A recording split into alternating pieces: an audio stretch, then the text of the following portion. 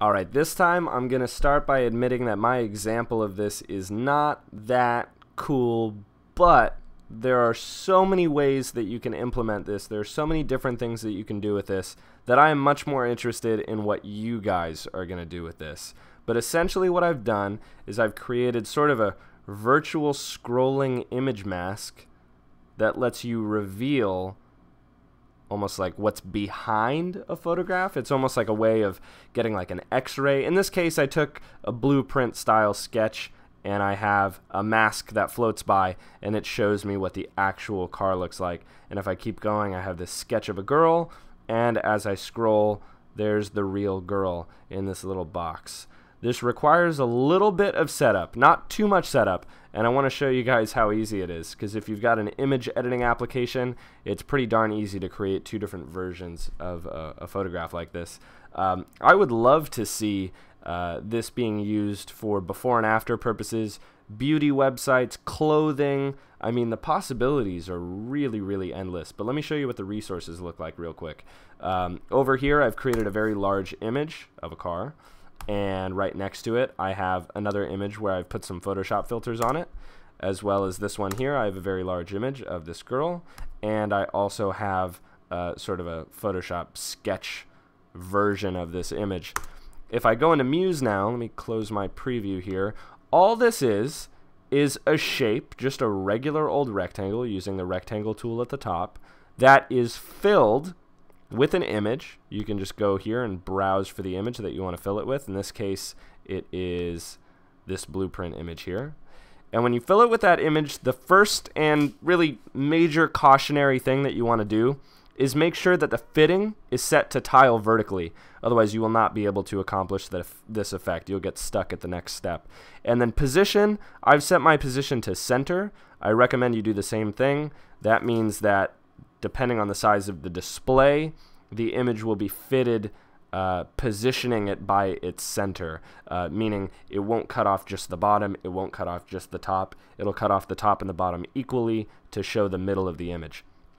Once you do this, you want to go to scroll, and when you go to the scroll tab, you want to turn on scroll motion and make sure that these are both set to 0, so that way the image does not scroll. The box will scroll, but the image will stay put.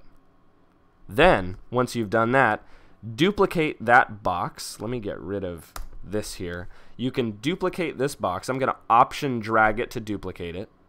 Make it a whole lot smaller.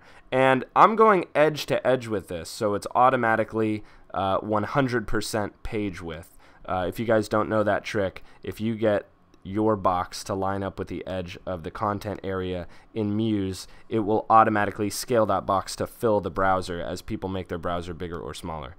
So now I've got my image doubled up here. I don't have to do all these settings here again. The scroll motion is going to be set because I duplicated the box. My tile is set because I duplicated the box.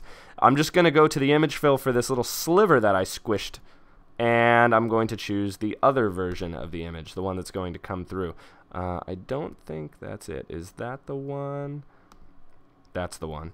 So I'm going to open that one up, and I have a little sliver of it. And in my previous example, I even went and clicked on stroke, and I created an upper stroke there and a lower stroke there, but I left the sides unstroked. That gives me that little border around the edges. I also made mine white. That gives me sort of thin white lines around it to show that it's kind of popping out from the image that's behind it.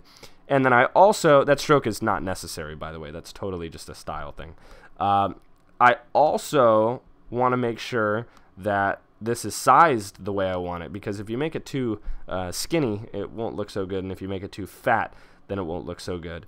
The other thing to keep in mind is where you position this does not affect how it lines up. See how it doesn't line up right now? I've got a headlight way down here and I've got a headlight way up here. That's actually not a problem, even though it looks like it's going to be a problem. The way I position this simply determines how far I have to scroll before it shows up.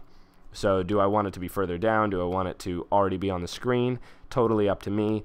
And however tall or not tall I make the box with a big image, that will determine how far I can scroll without the next thing coming up on top of it. So you can see here that this image of the girl is the box is taller than the image. The box is much taller than the image, so she is tiled vertically, which looks like it's going to be a problem, but the image is big enough that it won't be the problem on the average computer display, because that box doesn't determine how much of the image you see. The display size determines how much of the image you see. That's why you want to use nice, big, high-resolution images for this. And you can see here that her waist, her midsection here, does not line up either, but again, that's not a problem.